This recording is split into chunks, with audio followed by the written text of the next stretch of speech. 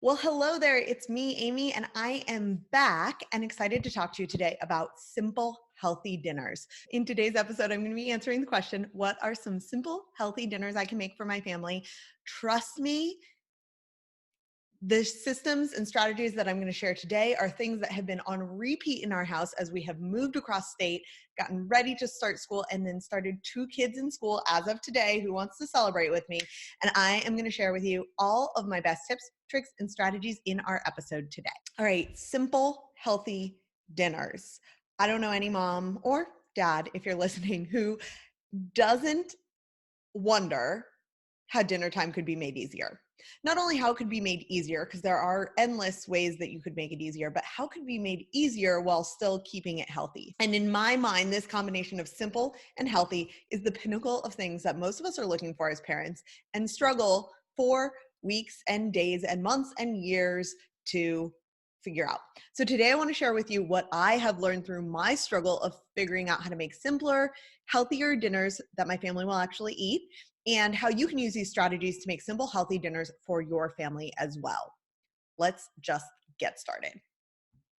So, the first thing that I have found around simple, healthy dinners is that if you are searching Pinterest and you are looking for endless recipes, then you are making dinner harder than it needs to be. And I say that with all of the love and admiration in the world, but seriously, quit it.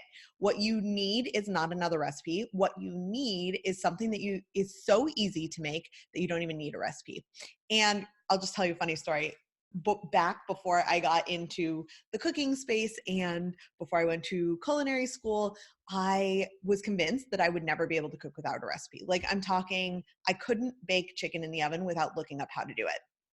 And I was so discouraged by this because I thought, I guess I'm just not someone who knows how to cook. I'm not someone who can do this without a recipe. But I trust that you already have at least one thing that you can make without a recipe.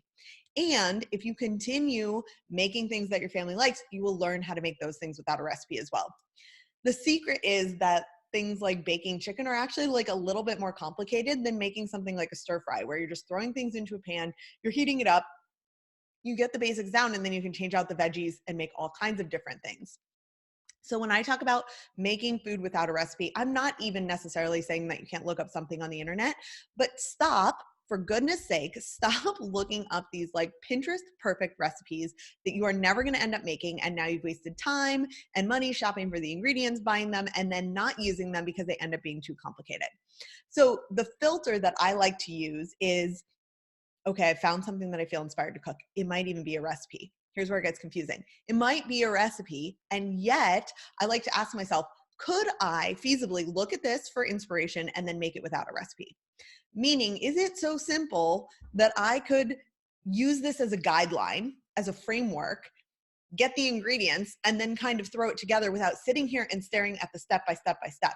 And if you feel like you're a lifetime away from that now, I can assure you, one, that you're not, and two, that you're probably picking too complicated of recipes. So I would encourage you to use this no recipe framework. Is it easy enough that I could get the framework down and make this for dinner without looking at the recipe every step of the way? The second way that I have made simple, healthy dinners more of a staple in our house, that I have simplified the process of making healthy dinners, is maybe a better way to say that, is that I have gotten really good at keeping staples on hand. And these are really simple staples. So I shared in an Instagram photo, this is something I'm trying to do on stories more and more, our dinner, so that you can see like what dinners really look like in our house. So the other night we had pesto pasta with grilled veggies. Both of those were leftovers just combined into a new thing.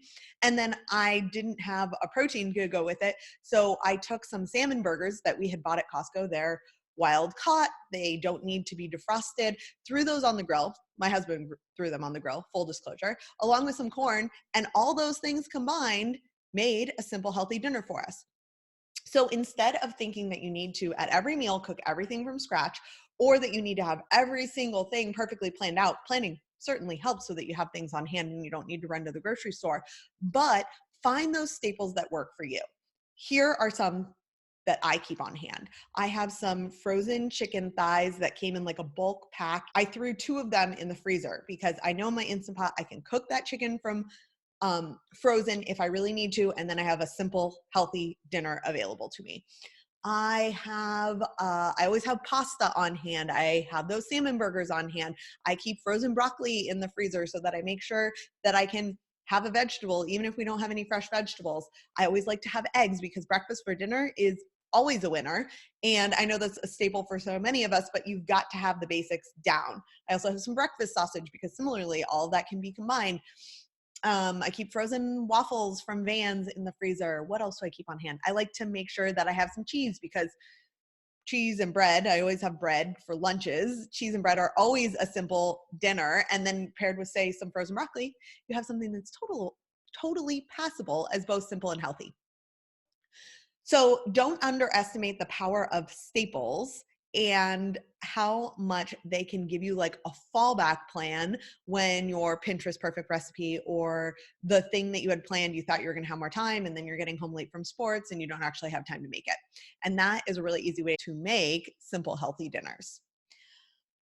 My final strategy is to utilize leftovers. And I know what you're thinking because I think it a lot of times too. My husband and I are not huge leftover fans. So we're not like, let's make something at the beginning of the week and then eat it all week. More power to you if that is for you and your family, but it's not for us.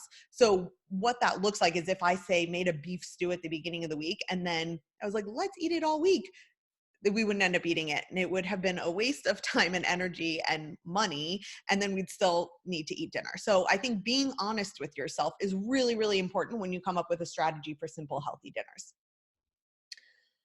But I'll give you another example. The other day I made green chili chicken in the Instant Pot. I used that frozen chicken. I used some green chili salsa that I had and I combined it together and then I shredded it up. And so we had it one night as a main and it went over some rice and we had some veggies on the side. And then I was like, well, I don't really want to eat this again as that. So instead, I took that chicken and I filled it in corn tortillas and I put some enchilada sauce and I put some cheese on top. And now we had chicken enchiladas that look and feel very different from the original, but we were utilizing leftovers. The same is true for that pesto pasta I told you about that I combined with grilled veggies that I made. One night they were served separately, then they were combined as a side for another meal. Another example is just this really simple one of whenever I'm cutting bell peppers or cucumbers, bell peppers are my big guy's favorite thing. Cucumbers are my little guy's favorite thing. I cut up a bunch of it and I store it in the fridge because then when it comes to simple healthy lunches, so when it comes to school lunch or when it comes to dinner, if I don't have something else that I know my kids will eat, I can easily put that on the table, combine it with say the enchiladas and some blueberries and some chips and salsa, and whether or not they eat the enchiladas, which by the way, they usually won't, then I know that they have something that they will eat as well. That's a good, healthy option for them that I can feel good about. So taking leftovers, using them creatively, reusing them creatively, but also setting yourself up for success by having things ready to go, whether those be leftovers or just like pre-prepped veggies or fruit, is a really, really good strategy to making a simple, healthy meal. I have one final thought to finish up, which is the biggest change that I made to switch from gourmet dinners every night, because we had that problem before kids. Like we were making something gourmet most nights or we were eating out, to making simple, healthy dinners for my family. The biggest change that I had to make was in my mindset. And here's what that looked like is I used to think that everything had to go together. I've shared this story before. I wouldn't let people bring things to parties because I wanted everything to go together and that there needed to be a side and a main and maybe a salad. And so everything was really elaborate, which takes a lot of time, it takes a lot of energy, it takes a lot of money, it takes a lot of cleanup. And by the way, my kids don't really like most of those things that I just described. And so the mindset change that I made was to say, dinner doesn't need to be fancy or coordinated, it just needs to be done. And it needs to be balanced. And so for me, balance is some sort of carb, some sort of protein, sometimes that's beans, sometimes that's meat, and some sort of vegetable and ideally fruit. Because at the very least, I know my kids will eat the vegetable and fruit. This is why, if you follow me on my Instagram stories, you will often see kind of like a smorgasbord of different items. And by the way, the secret is I'm not usually prepping most of those items the night of. At most, I am cooking one item and maybe putting a salad together, usually just cooking one item. And then I'm taking bits and pieces from other things to make a quote unquote complete meal without having to do all the work and without having to argue with my kids about eating something that's combined, because they don't really want a Thai curry with the vegetables and the meat together. They want They're things separate. That's how they like to eat. And then we as adults can combine them or eat them in a way that is delicious to us. So those are my secrets for simple, healthy dinners. As a bonus from today's episode, I know you might be listening and thinking like, okay, that's cool, but what am I supposed to make for dinner? So I am putting together my 5 favorite simple, healthy dinner recipes. Don't be confused. These are not actually recipes like what I was saying to stay away from earlier. They are really like frameworks and guidelines for things you could put together in a million different ways. And if you want to download that, you can go to my website, cookingwithafullplate.com/simple-healthy-dinners. So cookingwithfullplate.com/simple healthy dinners. You're going to see a button there to download my 5 simple healthy dinners. These are ones that are on repeat for our family over and over again. We make them in slightly different ways and it feels like a brand new thing.